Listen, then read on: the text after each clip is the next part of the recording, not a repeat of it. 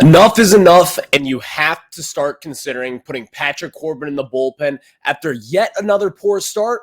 What will the Nationals do? I can tell you this, enough is enough.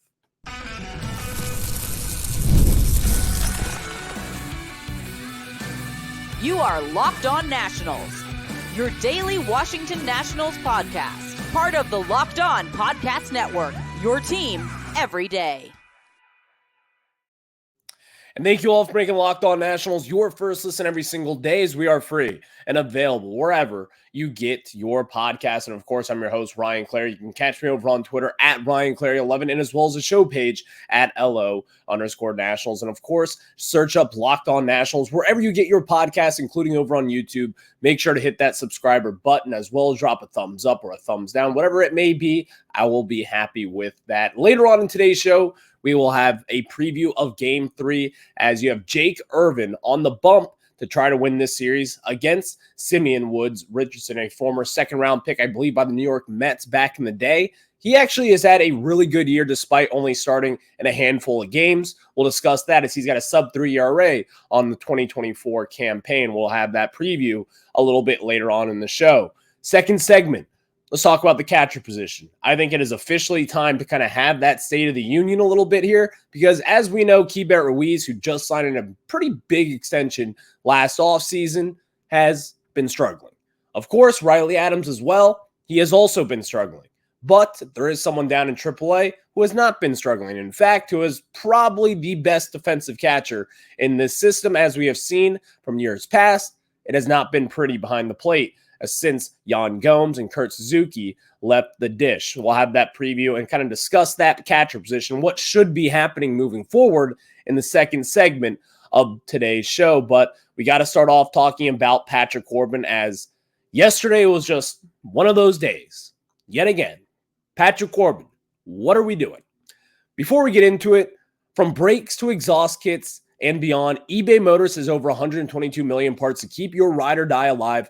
With all the parts you need at the price you want, it's easy to bring home that big win. Keep your ride or die alive at ebaymotors.com. Eligible items only. Exclusions apply. eBay guarantee fit. Only available to U.S. customers. Again, that is eBay Motors. So let's jump right into it, as Patrick Corbin in yesterday's game was not good. Does that surprise anybody? No. Because again, we have kind of known this from Patrick Corbin for quite some time. He's now got a 6.29 ERA on the season. And again, after yesterday's, not a good start, we know what to expect at this point. We know what this is. But again, in yesterday's outing, Patrick Corbin gave up 9 hits, 8 earned runs, only 3 strikeouts, gave up 3 home runs in that total as well. And listen, it's time. Patrick Corbin, you got to go to the bullpen. Patrick Corbin has statistically been the worst starting pitcher in Major League Baseball since 2021. And it isn't really even close at this point. Currently, he leads Major League Baseball in earned runs, runs allowed, and hits allowed. He has finished in the bottom 5 of those categories since 2021. This is what he is at this point. And again, this is including finishing as the worst in all of those categories as well over the last few years. And this is not just the National League. This is Major League Baseball. Over the course of Patrick Corbin's career at the Nationals, 2019, when you first signed him, obviously a massive part to that World Series championship team. But now Patrick Corbin is entering his final year of his contract, where he's due for $35 million this season. And yes, we all know that. We know how much money is allocated into Patrick Corbin at this point. But at what point can you say that you're trying to win a ball game with throwing Patrick Corbin out there every 5 days? Davey Martinez, you simply cannot at this point. You can't. For instance, the Nationals have pulled the plugs on starting pitchers in years past. Think back to last year when Chad Kuhl kind of won the 5th spot really just out of nowhere. I guess we kind of knew that. It was really obvious that he wasn't a good starting pitcher, so guess what? They moved him to the bullpen, and then eventually they DFA'd him. Obviously, he had a lot going on in that season. Unfortunately, his wife was battling cancer as well, so everyone was rooting for Chad Kuhl. It just wasn't working out. Paolo Espino, another example. Very similar production to Chad Kuhl, and you put him in the bullpen as well. With Nationals fans at this point in time, You cannot look at this team and say, you want to win baseball games with Patrick Corbin out there. You can't. And right now, we all know what's happening out there. And it's about the money. That's what it is. You don't want a $35 million arm in the bullpen, which again is understandable, but still, if you're going to be going out there and saying, we're trying to compete games, we want to go 1-0 every day. How can you say that? How can you say that when someone is giving up 6+ earned runs per 9 innings pitched? Leads the league in hits year after year after year. Leads the league in earned runs year after year after year. And again, this isn't just the National League. This isn't just the division. This is Major League Baseball. Patrick Corbin, again, has statistically been the worst starting pitcher in all of baseball up to this point, over the last few seasons at this point, since the beginning of 2021. It has not been good. At this point in time, enough is enough. When are they going to decide to pull the plug on Patrick Corbin? When? Because I can tell you right now, after yesterday's game, that's when I'm ready to say it's over with. We've known that it's over with as well. But what are you going to do when Josiah Gray is healthy? Or we talked about yesterday, former top prospect Cade Cavalli. What are you going to do when he is also healthy? Because right now, the rotation where it sits right now, you have Mackenzie Gore, and this is in no particular order. You have Mackenzie Gore, Jake Irvin, Mitchell Parker, Josiah Gray back when he's healthy, Trevor Williams, and Cade Cavalli. Those are 6 guys right there. Are you going to demote Mitchell Parker, who has been one of the better left-handed pitchers for this team in quite some time? He has been great for this pitching staff. He has been one of the most pleasant surprises that this team has had since last year with Jake Irvin. And entering this year, not a lot of people expected Mitchell Parker to make an impact the way that he has so far this season. You can't put him in the bullpen. You can't justify that. Because again, as he sits here today, he's got one of the better ERAs of this team. He has been one of the better lockdown pitchers. And again, just 2 nights ago, he was solid yet again. He has done this again against very good offenses. He has proven to be a very good starting pitcher at this point through his career. Maybe he kind of lands back on earth, but still, as of right now, you got to roll with the hot hand. So what are the Nationals going to do? Demote Trevor Williams, who has been, I say this, we all know it's not going to happen, but he's been a Cy Young kind of pitcher so far this season. You can't demote him to the bullpen, even though that's what I would have done to start this season, admittedly, but I'm wrong. He's been good. You can't demote him and ruin his trade value, because that's what Trevor Williams' role is at this point. He's going to be a trade deadline acquisition for someone out there, and at this point, he's looking pretty damn good. If you put him in the bullpen, you'll smother that production. When push comes to shove, there's no way out of this. There is. At this point in time, you just simply cannot go out there every 5 days or even every 6 days. If you decide we're going to go with the 6-man rotation and Parker or Trevor Williams, they'll be in the bullpen, or we'll demote Mitchell Parker. If you decide to do that and Patrick Corbin's still in the starting rotation, I think the fan base might lose it at this point. Because again, this organization, it's a good thing to have, but also it can kind of handcuff you a little bit.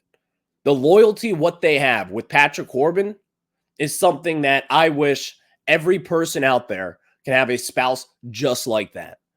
Because the loyalty of just how bad it has been year after year and so consistently poor. At what point in time are you going to pull the plug and say, enough is enough? Because at this point in time, you cannot tell the fan base, we want to go 1-0 every day. You're not going 1-0 if you have Patrick Corbin on the mound. It's time to go 0-1 every day. That's just what it is at this point. You may think that's harsh, but that's the reality of it. Corbin has not been good. Corbin has not been any beneficiary to this organization at this point since 2019. It has been a bad look on this staff. It has been a bad look on the organization to continue to put him out there. And Corbin just simply has to be the odd man out at this point in time when you try to revamp this team, when you have such success in the starting rotation, and then every 5 days you have Patrick Corbin giving up 8 earned runs. It cannot happen anymore. This is not something that is feasible. This is not something that you go out there and say, we want to win ball games with. You can't win ball games with this. It doesn't matter how good this bullpen is. It doesn't matter how lackluster this offense has been recently. You're not going to win ball games with throwing Patrick Corbin out there at this point. Again, it's harsh. I hate to say it like that, but at this point in time, you're not going to be saving yourself. And it's just not a good look on the organization as well at this point. Corbin has got to be the odd man out. You're going to have to do something. You're going to have to put him in the bullpen, have him pitch in that Tanner Rainey role at this point. I don't know what the deal's going to be. DFA him, trade. I don't know what you'll do. But at this point in time, when you have Cade Cavalli coming up, when you have Josiah Gray, who's going to be healthy here probably in the next few weeks, you're going to have some sort of plan to have those guys fit in the rotation because, again, the eyes are on the future. You have to have those guys in the rotation, and those guys are not bullpen pieces up to this point in their career. Thank you all for making Locked On Nationals your first listen every single day, as we are free and available wherever you get your podcast. And, of course, you can check us out over on Twitter and, of course, as well over on YouTube. Just search Locked On Nationals, and then that is where you'll find us, as we are your daily Locked On Nationals podcast, where it is your team every single day. Next, let's talk about the catcher position, as that has been a little bit of a show so far this season, as we all know. But before we do that, let me tell you guys about our very good friends over at Prize Picks. And guys, when we talk about Prize Picks, you need to know that spring training is officially over and baseball is back here. And all you have to do is go up or down on daily selection. And with our friends over at Prize Picks, all you have to do is not miss your chance to add your favorite players from the diamond in your Prize Picks entries, whether it's strikeouts, RBIs, or first inning runs. Take your pick of more or less and add them to your Prize Picks entries today. And also, you can get on the playoff action in the NBA and win up to 100 times your money on Prize Picks as you and the world's best players take the game to a new level during basketball's postseason. Of course, Prize Picks is the best way to get action on sports in more than 30 states across the country, including California, Texas, Georgia, and of course, Virginia, my home state. So do you want to play alongside some of Prize Picks' favorite players like Meek Mill and Sugar Sean O'Malley? You can now find community plays under the promos tab of the app to view entries from some of the biggest names in the Prize Picks community each week. So guys, like I do this, I love to have a little bit of fun during these playoff games. And of course, last night's action with the Pacers and the Celtics, I put some shekels on the over for Jason Tatum. And of course, it did hit. So I want you guys to have some fun with that. And all you have to do is download the app today and use code LOCKEDONMLB for a first deposit match up to $100. Again, download the app today and use code LOCKEDONMLB for a first deposit match up to $100. Again, use code LOCKEDONMLB for a first deposit match up to $100. Again, that is code LOCKEDONMLB. Thank you all for making Locked On Nationals your first listen every single day, as we are free and available wherever you get your podcast. Later on in the segment today, or in the show today, not in the segment, we'll be previewing Game 3 as Jake Irvin goes against Simeon Woods Richardson. Kind of a interesting prospect for the Twins, who has looked really good so far this season. I think that'll be a very good game. And again, they are tied up at 1-1 in the series. Let's try to get a series win against the Minnesota Twins. Now, we got to evaluate the catcher position, as that has been one of the biggest storylines so far this season. A lot of people, including myself, expected Keibert Ruiz to go into this season rejuvenated, kind of with a new, fresh perspective. I thought Keibert Ruiz would probably have a breakout season up to this point, but so far it has been a very lackluster season. He was put on the IL about a month ago with an illness, and of course, we all know he lost about 20 pounds of weight. It was a really tough illness for him. It sucked because, again, it just had to be the beginning of the season. It kind of got him off the rails a little bit on this year, but now it's May 22nd. Keibert Ruiz has not been producing, and this is really not news at this point. Keibert Ruiz last year and even back in 2022, the one storyline around him was that the production was never consistent. At times last year, you look at his month splits. In April, it started off slow, and then in May, he has like a 900 OPS, and then back in July, it's down to a 600 OPS. It's all over the place at this point with his production at the plate. One thing that has been consistent about Keibert Ruiz is the lackluster defense. He has not been a good defensive catcher since being called up by the Washington Nationals back in 2021. It just hasn't been there for him. It has not. Keibert Ruiz, as we sit here today in 2024, he's in the first percentile in pop time. First, one of the worst in all of baseball in pop time. Meaning in today's game, with all the stolen bases out there, with all the threats, with all the Ellie De La Cruzes on the base path, with the CJ Abrams, with the Jacob Youngs out there, with the Trey Turners. Last, he's not getting the ball to second base quick enough. And again, he is one of the worst in all of baseball up to this point. He's in the 11th percentile in framing. We've all been pointing this out for quite some time. Keibert Ruiz, you have even seen him have strikes be called balls for the way that he has been framing pitches and the way that he does not frame pitches, in fact. And then, of course, you look at Keibert Ruiz and his hitting stats. His hard hit percentage is in the 5th percentile. His barrel percentage is in the 6th percentile. And really, if you look at every major metric for Keibert Ruiz, he is well below average on the offensive side of things. Batting sub 200, not hitting for power, not getting on base. Keibert Ruiz, at some point in time, we're going to have to kind of consider this and say, are we sure about Keibert in the future of him being the franchise catcher for this team? Of him being one of the big building blocks of this organization? Because again, last year, while he was decent, he was okay, he really wasn't all that great. And again, if you're going to be this poor defensively, you have to be able to make up for it at the plate, and he is not getting that job done at this point. And again, one of the most tiresome arguments I've ever heard is, well, put him over to first base. You're not going to have a first baseman with the 600 OPS. That's not how today's game works, with no power over there. And again, what if he's awful over there defensively as well? We just simply do not know that, but I can tell you this, the offensive numbers are not there for a professional first baseman. They aren't. If you're going to go that route, might as well have Dominic Smith again, because he was great defensively, as we saw last year, really improved the Nationals infield. But still, you saw it. He was not getting it done at the plate, and that is why the Nationals decided to move off from him this offseason. And now, on the other hand, with Riley Adams, started off the season very well. You've seen the raw power there. He's a big moose.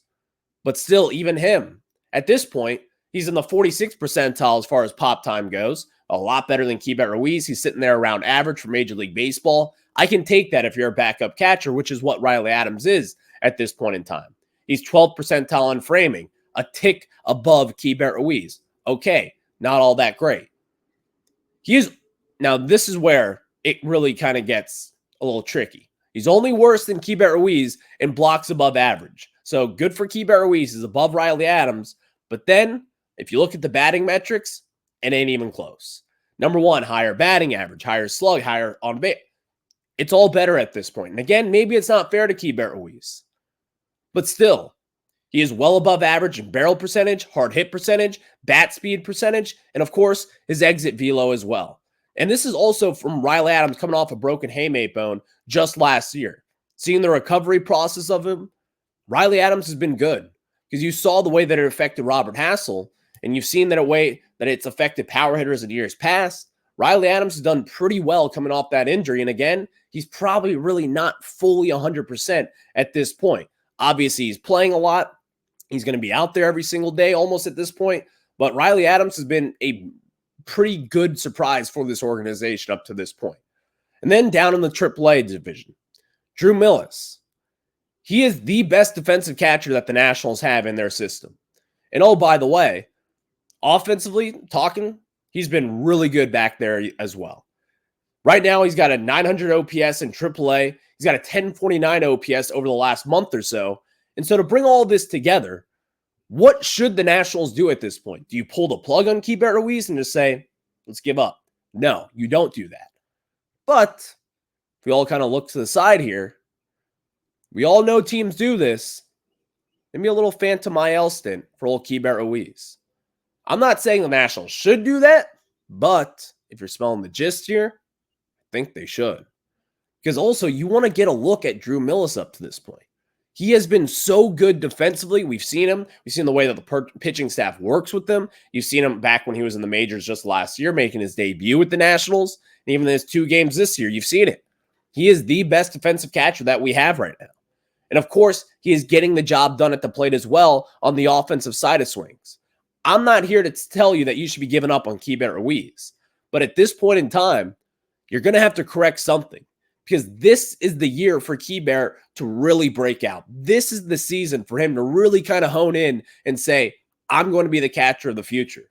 Because going into next year, if Keibert Ruiz is going to have his same kind of similar lackluster production, you're going to have a conversation of what to do at the catcher position. Because Riley Adams, while I like the story, I think he's a good backup catcher. I don't think he's a good starting catcher. I don't think you should go out there and he's going to be your number one plan. And I'm not saying Drew Millas should be your number one plan. But at this point in time, the way that he's been producing down in AAA, the way that he plays defense, you got to think to yourself that maybe this is the better option at this point. So with Keibert Ruiz, again, maybe the Nationals should not do this, wink, but have a phantom IL stint. You know teams do it. You know teams have done that in the past. It's part of baseball, whether Major League Baseball wants to admit it or not. Teams do that. And at this point in time, I think it would be a nice little experiment to see what you have with Drew Millas. Because again, the way that he's been producing, it's kind of hard to turn a blind eye to it at this point. Drew Millas to the majors relatively soon. I would not say no to that. Thank you all for making Locked On Nationals your first listen every single day, as we are free and available wherever you get your podcast. Next, let's preview Game 3 of this series, as of course, you have got Jake Irvin against Simeon Woods Richardson. We'll have that preview for you after we tell you guys about our friends over at eBay Motors. And guys, there's passion, drive, and patience. The formula for winning championships is also what keeps your ride or die alive. eBay Motors is everything you need to maintain your vehicle and level it up to peak performance, superchargers, roof racks, exhaust kits, LED headlights, and more. Whether you're into speed, power, or style, eBay Motors has you covered. With over 122 million parts for your number one ride or die, you'll always find exactly what you're looking for. And with eBay Guaranteed Fit, your part is guaranteed to fit your ride every time or your money back. Because with eBay Motors, you're burning rubber, not cash. With all the parts you need at the price you want, it is easy to make your car the MVP and bring home huge wins. Keep your ride or die alive at ebaymotors.com. Eligible items only. Exclusions apply. eBay Guaranteed Fit only available to U.S. customers. Again, keep your ride or die alive at ebaymotors.com. Thank you all for making Locked On Nationals your first listen every single day, as we are free and available wherever you get your podcast. So the Nationals take on the Minnesota Twins today at 1:05 Eastern time. You have Jake Irvin on the bump against Simeon Woods Richardson. And of course, Simeon, he has been pretty good so far this season. He's got a sub-3 ERA on the year. Doesn't really strike out all too many guys throughout his career. Not really known for that, but this is going to be someone who will pound the strike zone. He will get a lot of ground balls in play. He's got a 4-pitch mix, as you have seen. He pounds the fastball in the zone. He has a slider, a curveball, and a changeup. And of course, his curveball and his slider is what you'll kind of see it with a big, heavy mix of both of those pitches. This is a, not to say must win for the Nationals, but you want to go out there and look good. Because again, yesterday's performance was so bad on all different things, whether it was defense, offense, the pitching. It was such a bad performance. I try not to come in here and light the world on fire, but I had to today with the way that yesterday went and the way that they look so good on Monday's performance with Mitchell Parker on the bump and with the way the offense exploded for 12 runs. It was such a fun episode yesterday, but today it crashed me back down on earth. The Nationals, for our listeners' sakes, for my sake, go out there, get some runs in there, get guys and runners in scoring position, run the bases well, play good defense, have good pitching, have a plan in place that you actually can hopefully win a ball game with. At this point in time, the Nationals don't have their lineup out there, but we'll see what the Nationals do. Will it be Keibert Ruiz? Will it be Riley Adams? I don't know at this point in time, but I do know this. There is a hot seat at the catcher position, and his name is Keibert Ruiz. I'll be watching for that and what they do with the Nationals moving forward. But of course, thank you all for making Locked On Nationals your first listen every single day, as we are free and available wherever you get your podcast. And of course, check us out over on YouTube. Just search Locked On Nationals there. That is where you'll find your daily coverage of the Washington Nationals. And of course, I will catch you guys on the flip side. Have a good one. Enjoy the Nats. Get a win today. Go 1-0.